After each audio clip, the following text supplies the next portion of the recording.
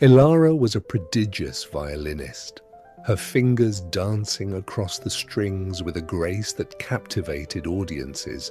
From a young age, she was showered with praise, her talent celebrated in concert halls, but with every ovation, a silent burden grew. She lived for the applause, the glowing reviews, the whispers of her name. Without them, her music felt hollow and her joy fleeting. One evening, after a performance that felt technically perfect, but emotionally empty, Elara felt a quiet unease. Elara overheard a conversation backstage. A critic said, "She plays beautifully, but there's no soul." The words stung, piercing through her carefully constructed facade. She practiced harder, pushing herself to impossible limits. But the more she chased external validation, the more elusive it became.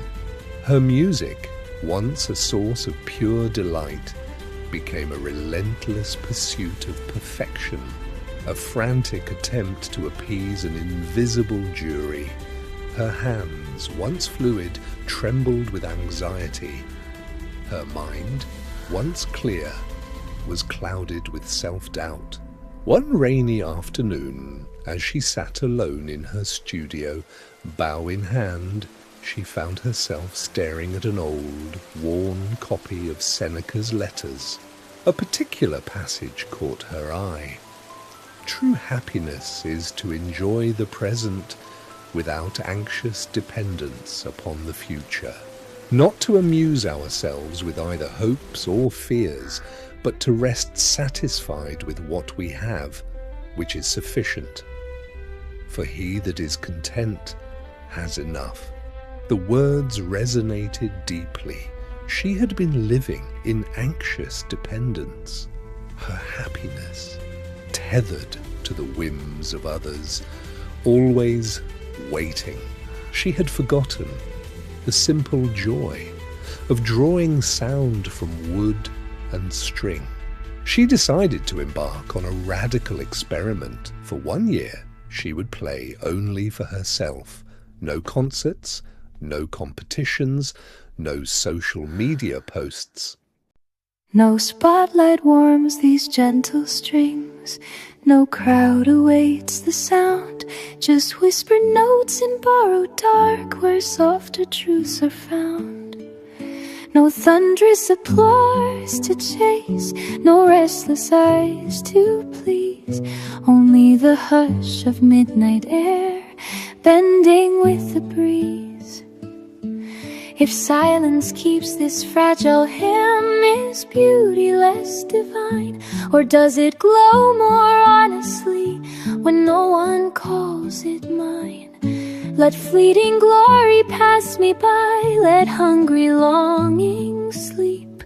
For in this quiet, hidden chord, my soul runs full and deep.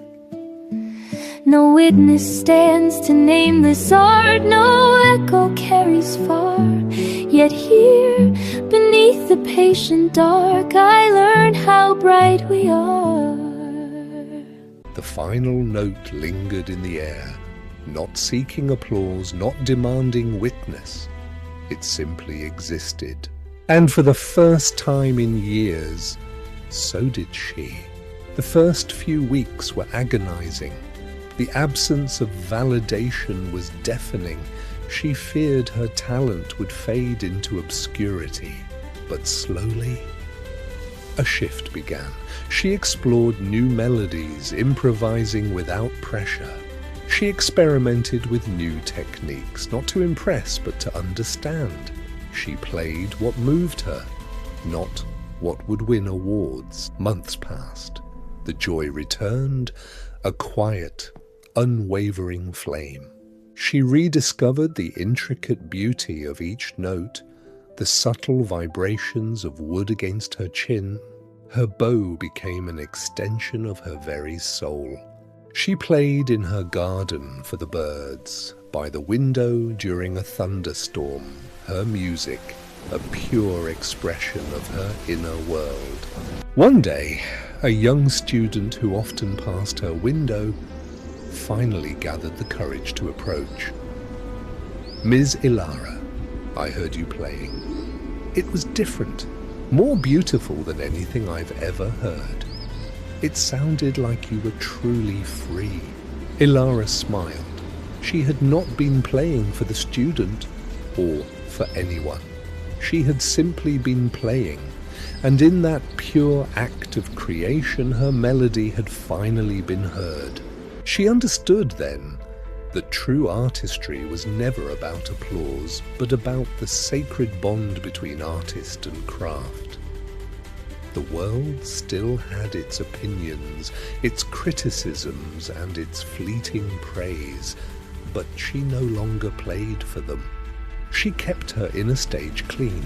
Her music flowed not from approval, but from her truest self. And in that freedom, her music finally soared.